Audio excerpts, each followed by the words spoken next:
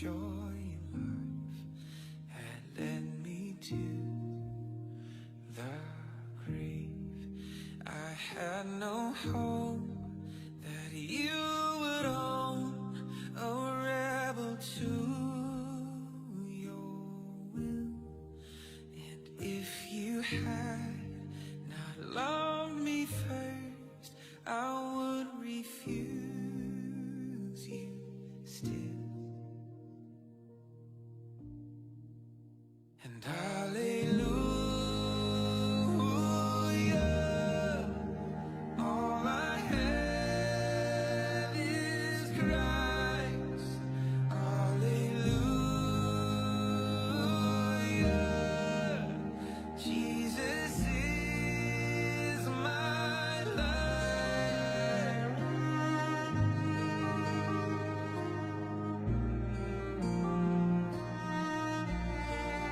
But as I ran, my help raised, indifferent to the cause, you looked upon my helpless state and led me to the cross.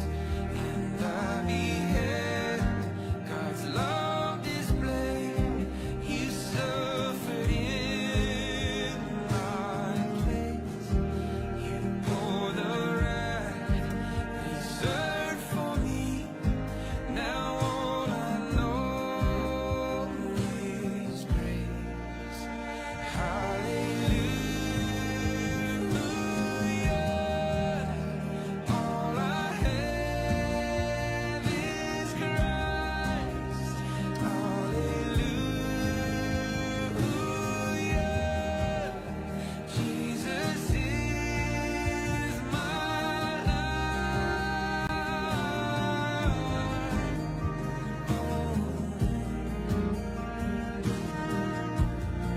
He is my I'm not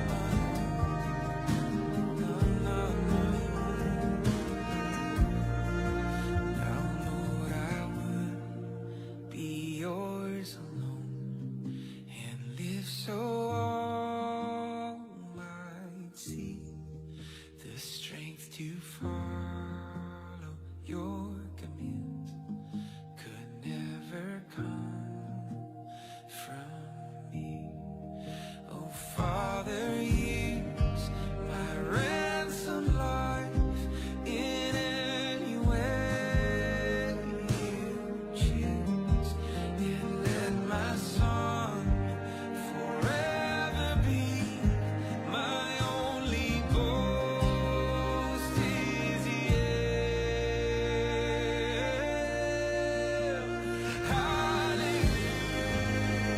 Hallelujah, all I have is Christ. Hallelujah, Jesus is my life.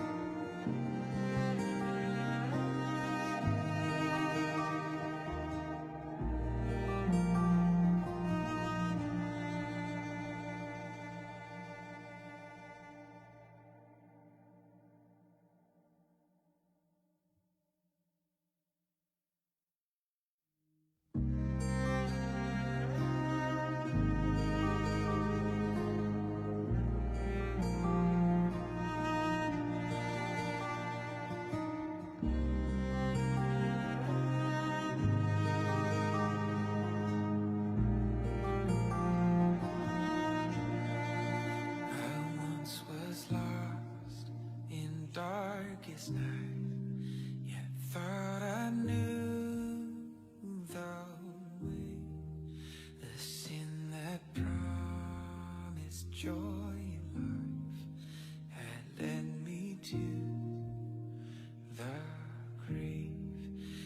had no hope that you would own a rebel to your will. And if you had not loved me first, I would refuse you still. And hallelujah, all I have is Christ. Hallelujah, Jesus is my life.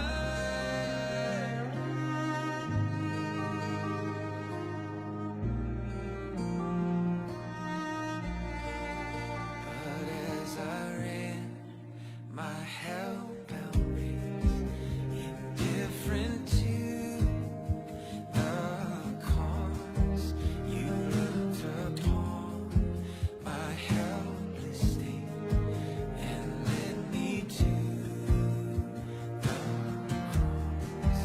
And I beheld God's love displayed. You suffered in my place. You bore the wrath reserved for me. Now all I know. Ayan, so live na po tayo. Sige, once again, good afternoon po sa lahat. And welcome po ulit sa Daily Bible Study ng His Community Church.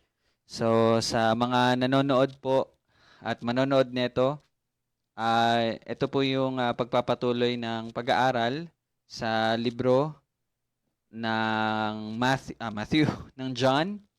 So the Gospel of John.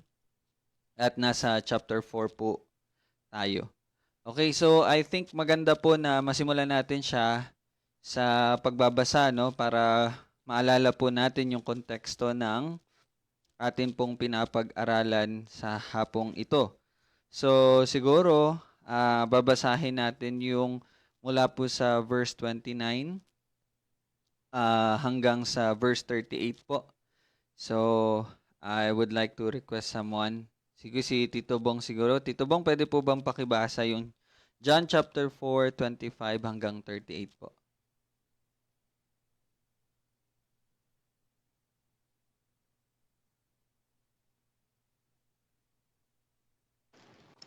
John 4:25 to 38. Opo. Ang Diyos ay espiritu at ang mga sumasamba sa Kanya ay kailangang sumamba sa espiritu at katotohanan. Sinasabi ng babae sa Kanya, nalalaman ko na darating ang Mesiyas at tinatawag na Kristo. Pagdating niya ay pahayag niya sa amin ang lahat ng mga bagay. Sinabi sa Kanya ni Jesus, ako nga iyon na kumakausap sa iyo. Ang oras na iyon ay dumating ang Kanyang mga alagad. Sila'y nagtaka na siya ay nakikipag-usap sa isang babae. Subalit walang nagsasabi, ano ang gusto mo? O bakit ka nakikipag-usap sa kanya? Kahit iniwan ng babae ang kanyang banga ng tubig at pumunta sa lungsod at sinabi sa mga tao, halika kayo, tingnan ninyo ang isang tao na nagsasabi sa akin ng lahat ng mga bagay na aking ginawa.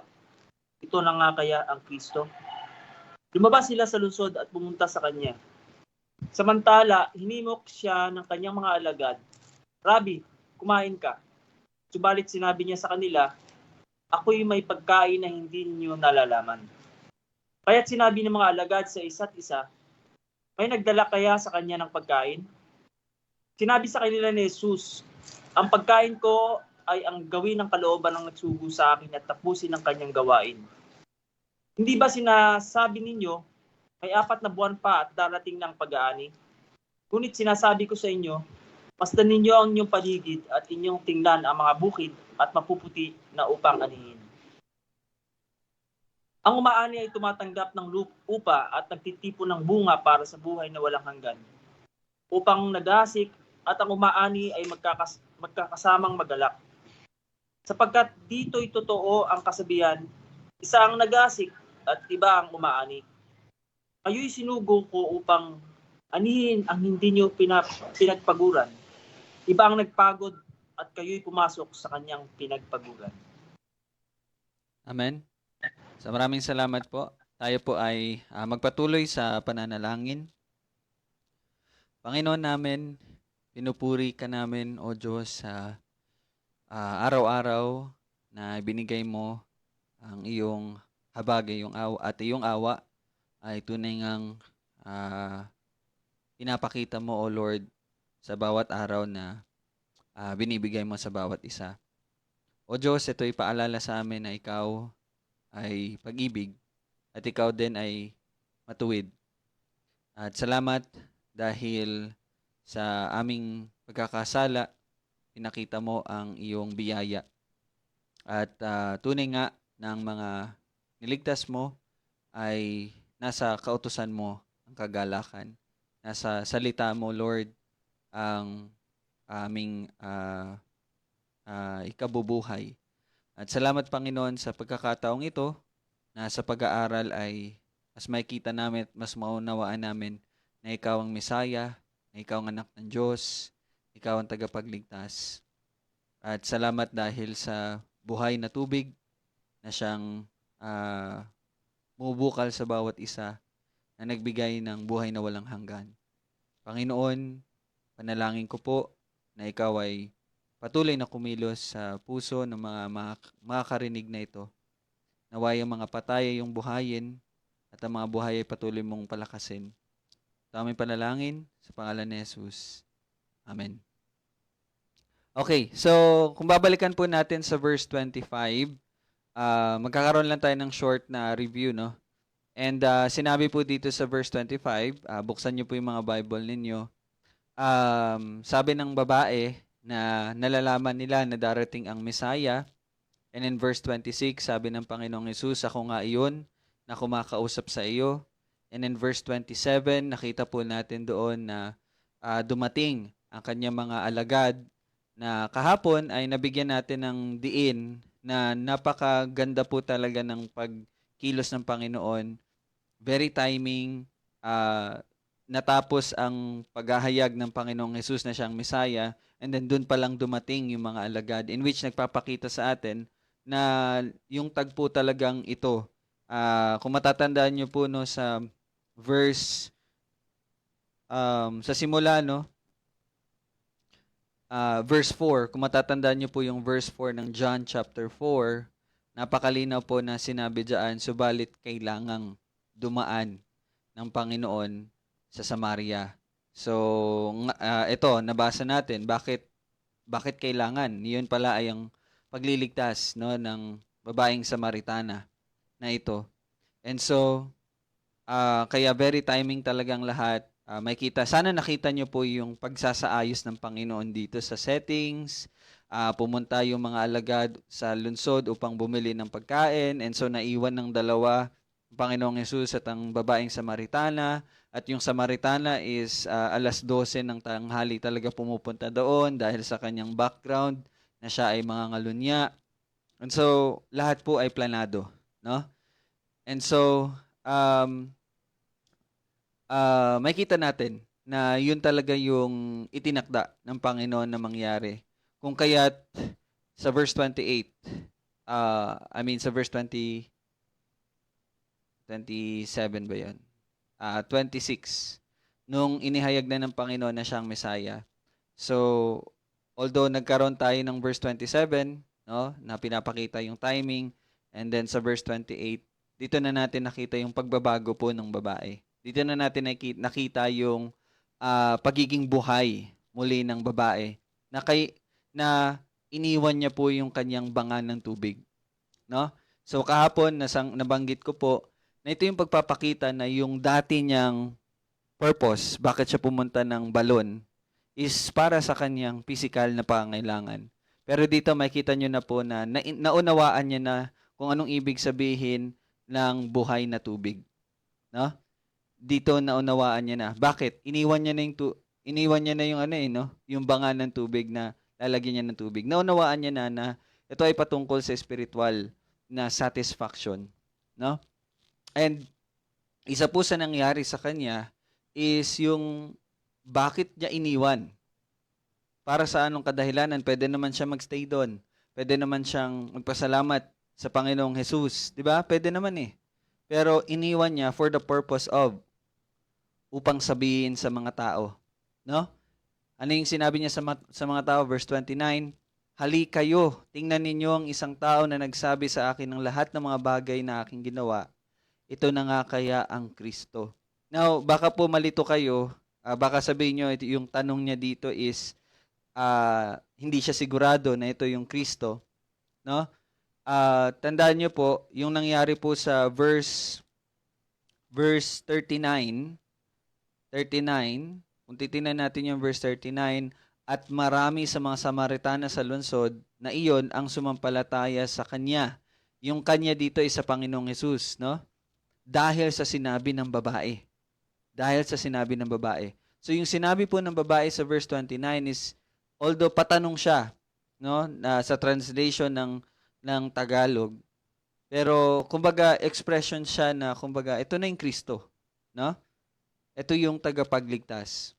And again, dito natin makikita yung hindi niya mapigilang kagalakan na i-share kung ano man yung newfound o yung bagong natagpuan niya na nagbigay sa kanya ngayon, na nagbigay sa kanya ng labis na kasiyahan at kagalakan. Di po ba? For example, yun nga po, kahapon, nasabi ko po, lahat tayo, we are guilty sa lahat ng ganitong gawi. Na kapag meron tayong bagay na masaya tayo, na bagay na kinaka-proud natin, di ba? Ngayon, sinishare na natin siya sa social media, di ba? Because we are proud of it, no? We are proud of it. And yun, kaya nga sabi ko kahapon, minsan nagiging ano siya, no? Pride ng tao, no? Pride of man. So, isa 'yon na maging check sa atin. Pero ito yung bagay na dapat talaga nating ihayag. Yung inihayag po ng babaeng Samaritana, no? Kumbaga makita niyo talaga yung kahalagahan ng pagkakilala niya kay Kristo. Na to the point na shinare niya talaga. And kaya ko po sinasabi yung ano natin, yung atin din pong ganong trend, no, na kapag meron tayong bagay na proud tayo, sinishare natin. Di po ba? Kasi gusto natin na makita ng lahat, gusto natin na ma-like nila, ma-heart nila, gusto natin na marinig sa kanila, wow, galing mo naman, wow, ganito, ganyan, no? Pero yung babae, ganun din ang nangyari sa kanya. Kaya lang, yung bagay na kanyang inihayag is bagay na yun talaga dapat ang inihahayag ng mga mananampalataya. More than anything, pwede tayong maging proud sa lahat ng bagay, sa kahit na anumang bagay. Pero kung ikaw ay isang Kristiyano, ikaw ay isang mananampalataya, ikaw ay isang tao na naintindihan mo kung sino ang Mesaya, ikaw ay isang tao na binuhay talaga ng Diyos, wala ka ng ibang bagay na ipapangalandakan sa mundo, kundi ang tagapagligtas. Ang taong nagligtas. Ang tanging tagapagligtas. Yun yung bagay na magiging proud tayo. No? Bakit ko po ito nasasabi? Isa na rin po sa tulong is yung paghahanda ko po talaga every Sunday ng mensahe sa Sunday, no? Yung sa Acts. Doon ko po alam niyo po, ngayon mas nakita ko talaga yung kabuuan ng halaga ng pagliligtas ng Panginoon sa atin. Ngayon ko nakita na ito talaga pala yung buhay ng isang taong binuhay na ng Diyos. Ihahayag mo lang talaga ang kaligtasan. Magiging saksi ka talaga ng pangalan ni Jesus. Okay? Kaya pansinin niyo po sa Acts, di ba? Ang Acts po is patungkol lang talaga sa paghahayag ng pangalan ni Jesus. Tapos mababasa natin doon yung mga reaction, mga pag-uusig, mga false na mga convert, mga pagkukulong sa mga mananampalataya dahil nga sa paghahayag nila ng salita. Then mababasa po natin sa mga epistles or letters po ni Pablo sa iba't ibang church, no? Mababasa natin doon yung mga pinagdadaanan ng bawat church. So, lahat po ng iyon ay paghahanda po talaga sa iglesia. Kasi ang tandaan niyo po na ang iglesia po ay ang tinatawag po na bride. Okay? Tinatawag na bride. And ibig sabihin po, darating po kasi ang time na ikakasal ang bride sa groom. Meron pong darating na kasalan. That is the yung final na talaga pag-unite. So lahat ng ginagawa natin is para lang talaga i-prepare ang bride, ang church, ang bride ni Christ sa pagbabalik niya. No, hindi siya yes, kasama doon yung individual na paghahanda. Pero sana nakikita niyo na po na tayo ay iisa. Tayo po ay tinatawag na iglesia. Tayo po yung tinatawag na church ng Panginoong Jesus. Kaya 'di ba, nagba-Bible study tayo. Bakit? Para mapagpatibay ang bawat isa, para mapalakas ang bawat isa, para ma-correct ang bawat isa na kabilang sa iglesia. Kasi yun talagang ating inihintay. No, yun yung kumbaga yung completion ng lahat is yun nga, yung pagiging isa ng church, which is the bride, and ng Panginoon na Panginoong Jesus na tagapagligtas, which is the groom. No? And so, kaya naghahayag. Kaya na hinahayag natin ang pangalan ni Jesus. So, dito natin makikita yung pagiging buhay ng Samaritana. No? Nabuhay talaga siya, nag-iba talaga siya. No? Grabe, sabi ko nga po kahapon. Tingnan niyo po yung sinabi niya sa verse 29. Tingnan ninyo ang isang tao na nagsabi sa akin ng lahat ng mga bagay na aking ginawa. Again, ito po yung bagay na kinakahiya niya. Kaya nga po siya tanghali nag-iigib kahit mainit, kahit tanghaling tapat. Doon siya nag-iigib. Bakit? Wala namang sumasama sa kanya. No? Baka pag-usapan pa siya. At alam niyo po ba ang isa sa mga nakakamangha din dito? Tingnan niyo po yung verse 28. At sinabi sa mga tao, no? Kinausap niya yung mga tao, and narinig ko si Dr. John MacArthur sa kanyang preaching, yung tao po dito is actually men, lalaki. No, hindi general na tao, but men, lalaki. Now, bakit po ina-highlight ko po yung lalaki? Kasi yun po yung pinaka-issue sa kanya. Nagkaroon siya ng maraming lalaki. Tindihan niyo yun? So, ang kanyang pakikipag-usap sa mga lalaki is pwedeng magbigay ng panibagong issue sa mga chismosa na nandoon, na nakikita, ito na naman si, nakikipag na naman sa mga lalaki. Naintindihan niyo po yun? Pero hindi iyon ang kanyang naisip. Ba't anong naisip niya? Wala na siyang pakialam sa mga sasabihin ng ibang tao. Basta ang kanya is may hayag niya yung kagalakan na nakilala niya ang Mesaya. No? Kaya nga po, ang isa talagang tunay na binago na ng Diyos, yung shame, yung hiya, is mawawala na po. Bakit? Nawala na po kasi yung guilt. Okay? Nawala na yung guilt. Hindi na siya nahiya kasi nawala na yung guilt. Anong ibig sabihin na nawala na yung guilt? Forgiven. Minsan po kasi mali yung pagkakagamit natin ng salitang nahihiya at nagigilty. 'Di ba minsan sasabihin natin pag may nagawa tayong mali, nagigilty naman ako sa ginawa ko. Actually, 'di ba ang ibig sabihin natin kapag sinasabi nating nagigilty ako sa ginawa ko, parang parang isang bagay na feeling, no? Pakiramdam mo. Pero actually yung guilty or pagiging guilty is hindi po pakiramdam. Ang guilty, yung ibig sabihin po ng guilt is kung ano po yung sitwasyon natin. Intindihan niyo po yun? Hindi siya, tandaan niyo po mali po yung expression na yun. Mali yung expression na guilty. Ibig sabihin po ng guilty is kung ano yung sa Tagalog, yung Tagalog. Katayuan. Thank you, Dad. Ano yung katayuan natin? We are guilty. Bakit? Kasi nilabag natin ang kautusan ng Panginoon. No? Guilty po tayo. Kaya hindi na natin sabihin, nagigilty ako. Guilty talaga tayo. Okay? Guilty tayo kasi nalabag natin ang kautusan eh. Pero ano yung resulta? Ano yung bunga ng pagiging guilty natin? Yun yung shame, yun yung hiya. Okay? Yun yung feeling. Yun yung mararamdaman ng isang taong guilty. Tindaan niyo po?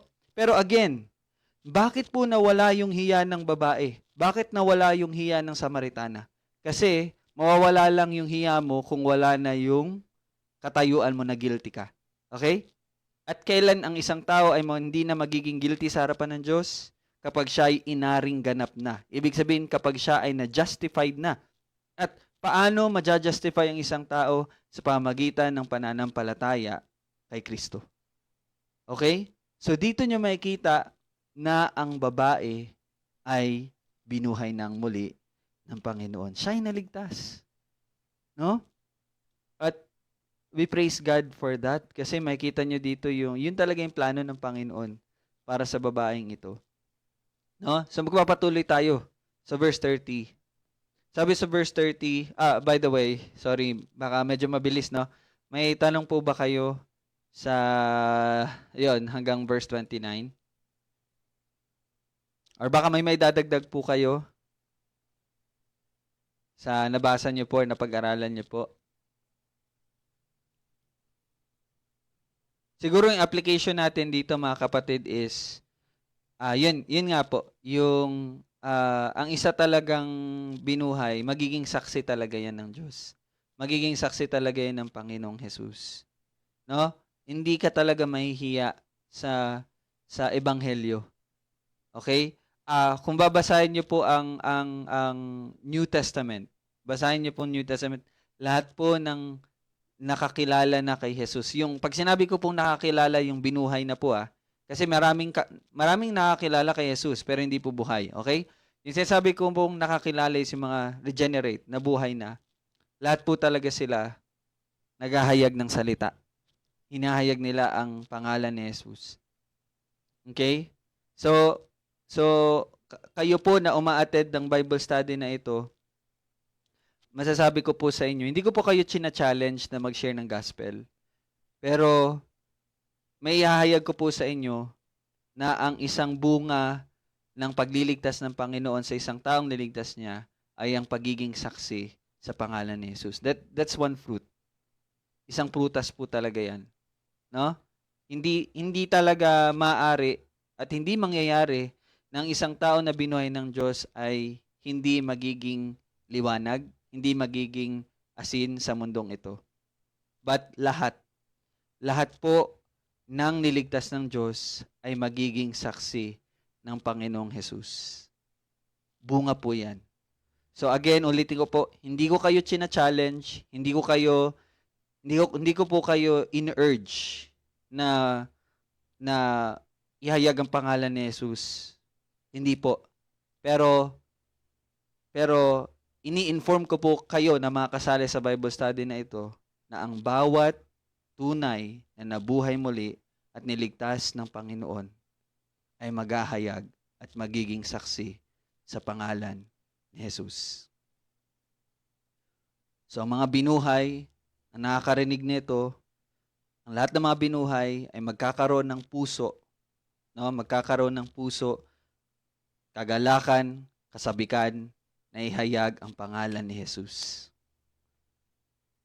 Sigurado po yan ang mangyayari. Kaya kung matatandaan nyo po sa Matthew, sa Mark, Luke, John, sa Luke, meron po mga binuhay, meron po mga pinakawalan ang Panginoong Jesus mula sa pagkakaalipin nila sa evil spirit, yung pagkakapossess po nila. 'Di ba? Pero anong sinasabi ng Panginoong Jesus sa kanila? Huwag niyong sasabihin na ginawa ko to. Pero ano pong ginawa nila? They cannot help but sinabi talaga nila yung ginawa ng Panginoong Jesus sa kanila. So that's a common. Ano talaga yung common na magiging resulta po talaga? Kapag ang isang tao ay nakita yung milagro na ginagawa ng Panginoon. Now, sa panahon nila, nakita nila yung mga tanda, mga pagpapaalis ng demonyo. Pero sa atin, again, the greatest miracle na nakikita natin sa panahon natin ngayon is yung pagiging buhay muli ng isang tao. Kaya, ito talaga, ulitin ko po, ang tunay na binuhay ay magkakaroon ng puso at siya ay magiging saksi ng Panginoong Jesus. And alam niyo po ba? Huwag po nating sabihin na hindi pa kasi ako masyadong marunong sa salita ng Diyos. Tandaan niyo po, itong babaeng Samaritanang ito, kung matatandaan niyo po sa verse, ano yung sinabi ng Panginoong Jesus sa kanya? Verse 22. Tingnan niyo po yung verse 22. Sinabi ng Panginoon sa kanya, sinasaban ninyo ang hindi ninyo nakikilala. Actually, wala po silang knowledge, wala po silang tunay or tamang pagkakakilala sa Diyos. Wala po. Wala po, di ba? Pero hindi na po niya sinabi, hindi niya nahinintay, no? Hindi niya nahinintay na siya ay makapag-aral, no? Makilala niya lang kung sino ang Mesaya, yun ay sapat na. At yun ay inihayag niya. No? Yun ang inihayag niya. Okay? Pero hindi ko po dinidiscount. Kailangan din po talaga mag-aral kasi may mga tanong talaga na darating. May mga sasalungat din talaga. One time, last week ata yun, no, Yana, bago mag-birthday si Yana, may na-sharean siya na ka-birthday niya din. And then yun, maraming sinasabi, maraming tanong. So, ganun din ang kahalagahan po talaga ng pag-aaral kasi meron po talaga magsasalita, meron magtatanong. Okay? So, yun po. Ulitin ko po, hindi po iyon challenge. Hindi ko po kayo binibigyan ng challenge. But, inihahayag ko po sa inyo ang salita ng Panginoon na ang tunay na niligtas at tunay na binuhay ng Panginoon ay magiging saksi sa pangalan ni Jesus. Yun po yun. Okay? Makinig po at makakarinig po ang binigyan ng pandinig. Okay? So verse 30. Lumabas sila sa lungsod at pumunta sa kanya. Tingnan niyo po yung resulta, no, nung pag-evangelism nung Samaritan woman. Lumabas sila sa lungsod at pumunta sa kanya. No? So, makikita natin dito na yung testimony, yung pagpapatotoo po ng Samaritana ng mga tao ay tinanggap ng mga tao. Okay? And makita natin dito na powerful yung testimony niya, no? Powerful yung testimony niya. Ano ba yung testimony niya? Verse 29. Tingnan ninyo ang isang tao na nagsabi sa akin ng lahat ng mga bagay na aking ginawa. Yun lang. Yun lang yung testimony niya. Yun lang yung patotoo niya. Tingnan ninyo ang isang tao. By the way, yung testimony niya, ang focus niya dito is yung tao. Okay? Tingnan ninyo ang isang tao na nagsabi sa akin ng lahat ng mga bagay na aking ginawa. So, paano yun naging powerful na testimony? No? Paanong sa pagsabi niya nun, verse 30, lumabas yung mga taong nakarinig at pumunta sa Panginoong Jesus. Alam niyo bakit?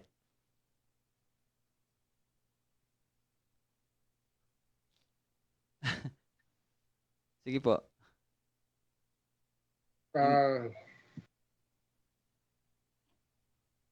Ano dito, no? Kasi, kumbaga, nakita nila dun sa babae, no? Na alam naman nila na, kumbaga, nahihiya yung babae. Diba? Meron siyang kumbaga, nahihiya siya sa ginawa niya. So, nakita nila sa babae na yung, kumbaga, naghayag sa kanila na wala yung hiya. Yeah, tama. Diba?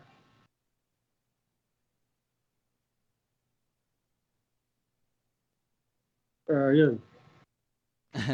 Yan. Yes, thank you, Dad, no? Actually, tama po yung sinabi. Na kumbaga, nakita din po kasi nila yung pagbabago nung babae. Again, siya po ay mailap. Ibig ko pong sabihin, umaano talaga siya yung as much as possible, iniiwasan niya. Kaya nga po, tanghali siya nag-igib Di po ba? So, parang naging isang palaisipan sa mga tao na ano nangyari dito? Nangyari sa babaeng ito? Hindi nga siya nakikipagsalamuha sa amin. Pero ngayon, tinan mo, lumalapit siya. At even sinabi niya pa yung sinabi niya na actually tingnan niyo po yung verse 39. Malaking tulong tong verse 39 para maintindihan natin. Tingnan niyo po yung verse 39 At marami sa mga Samaritano sa lungsod na iyon ang sumampalataya sa kanya kay Jesus dahil sa sinabi ng babae na nagpapatotoo. Take note, dahil sa sinabi ng babae. Ibig sabihin, yung testimony ng babae, yun yung naging yun yung naging talaga sa kanila upang pumunta kay Jesus. Well, tama po yung observation din ni Daddy na kumbaga yung pagbabago. Pero the really main thing na nagpabago, na nagpaano sa mga Samaritano is yung sinabi ng babae. Ano ba yung sinabi ng babae? Sinabi niya sa akin ang lahat ng mga bagay na aking ginawa. No? Ito talaga yung nagpaano sa kanila, yung sinabi niya sa akin ang lahat ng mga bagay na aking ginawa. So, kumbaga, na-amaze sila na merong isang tao na hindi naman taga sa kanila na nakaalam at alam yung, take note yung salitang lahat ng mga bagay. Lahat ng mga bagay. And again, ito, pinanghahawakan ko tong verse 25 Kasi ito yung pagkakilala ng mga Samaritano sa darating na Mesaya Pagdating niya, verse 25, ipahahayag niya sa amin ang lahat ng mga bagay. Okay? Ang lahat ng mga bagay. So I think, alam nila na itong Mesaya na darating is alam ang lahat. Okay? Hindi lang patungkol sa mga mangyayari, patungkol sa, yun nga, sa Diyos, but even kasama yung mga, kung sino sila. Literal na lahat ng mga bagay. So, yun yung nagpaano sa mga Samaritano upang pumunta kay Jesus. Kaya nangyari po yung verse 30. No? So, makikita po natin dito yung isa sa katangian ng Diyos. At makikita natin dito na si Jesus ay tunay na Diyos. Bakit po? Ano yung katangian na pinapakita ngayon sa atin?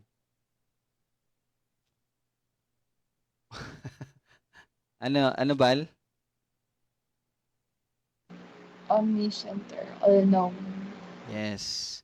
Ang pinapakita po dito na katangian ng Diyos na in which nakikita natin ngayon sa Panginoong Hesus is ang kanyang pagiging maalam sa lahat.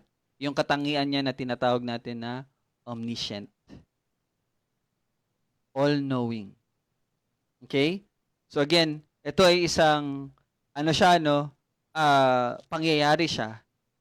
Pero ito yung patotoo din sa atin na si Jesus talaga ay Diyos. Kasi nga po, tandaan niyo po, ang purpose talaga ni John na isulat po ito is upang ipakita na si Jesus ay ang Messiah, siya ay anak ng Diyos, at siya ay Diyos.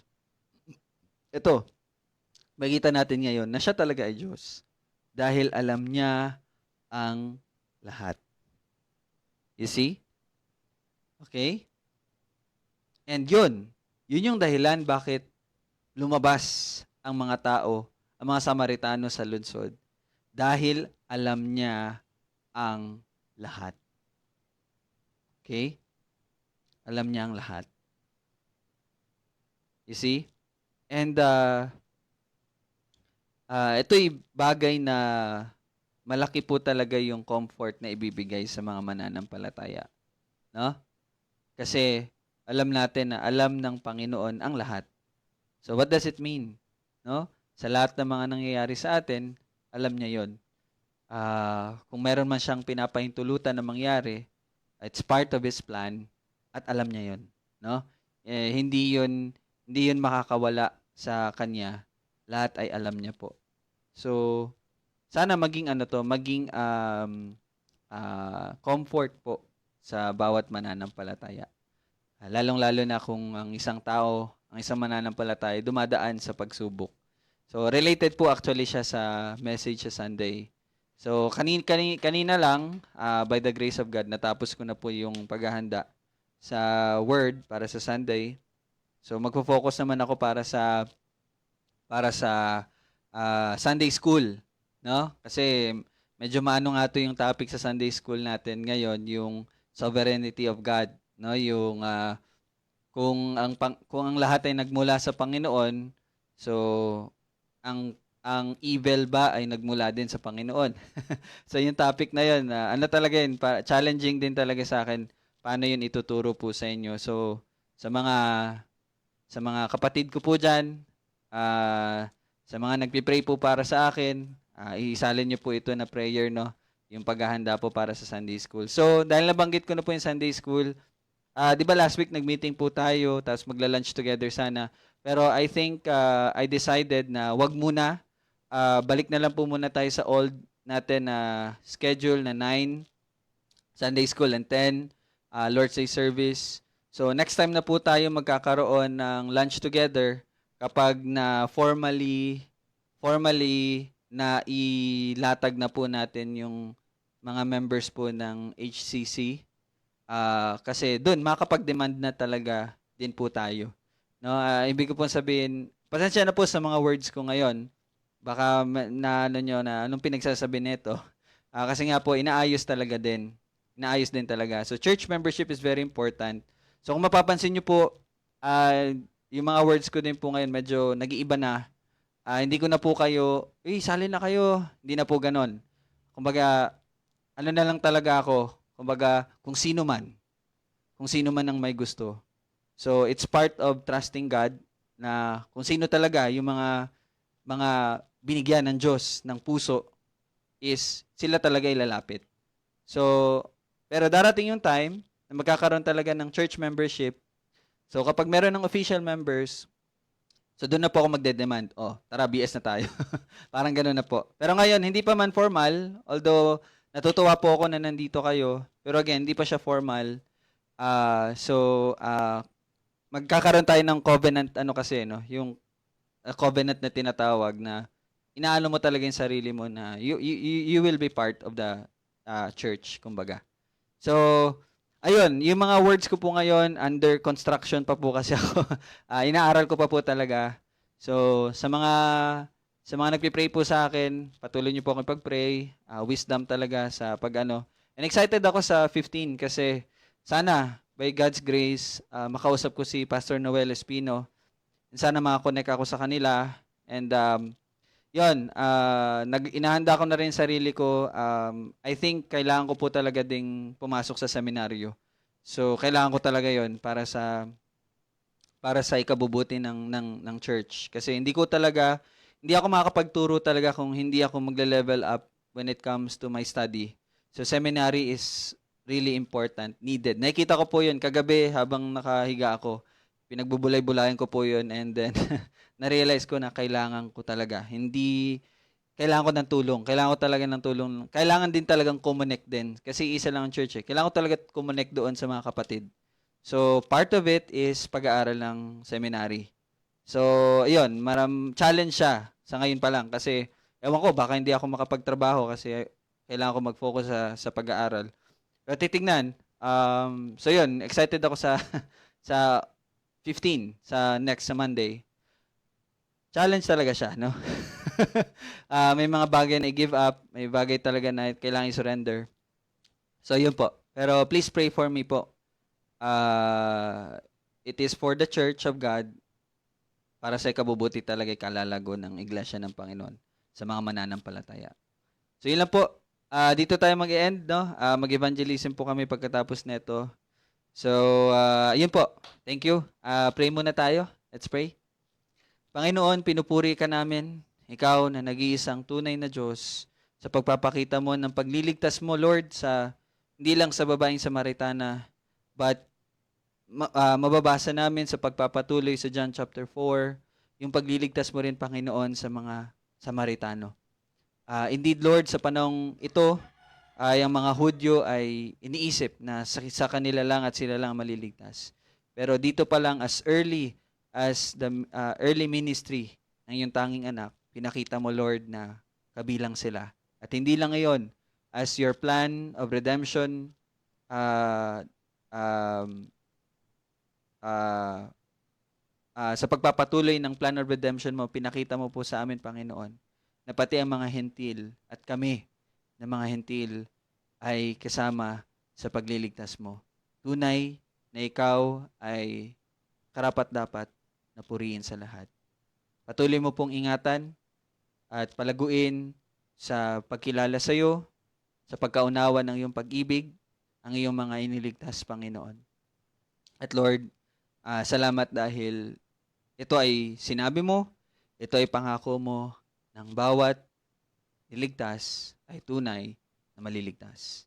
Purihin ka, O Diyos. Ito aking panalangin sa pangalan ni Jesus. Amen.